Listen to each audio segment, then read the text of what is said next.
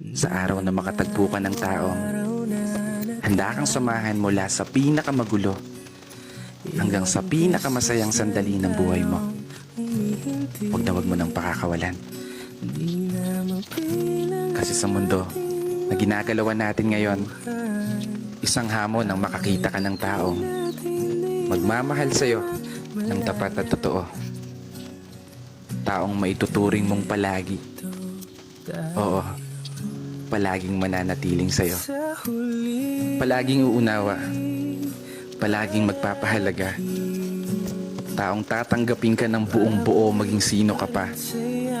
Ano man ang estado mo sa buhay o kulay ng paa. Taong hindi lang nakabase sa kung anong nakikita ng mga mata. Taong bigla na lang magliligalig nang hindi mo alam ang dahilan. Ay, mali pala. Taong makakasama mong mangarap at abutin ito ng sabay. Taong aalalay, lalo sa mga panahong tatakot kang tumulay. Takot kang sumugal, takot kang humakbang. Pinanghihinaan ng loob sa pagkakataong hindi umuugnay ang mga plano at gusto sa pag-ikot ng mundo. Isang palagi napupuno sa mga pagkukulang, kahinaan at kalakasan na tinataglay mo. Isang tao na maniniwala sa'yo.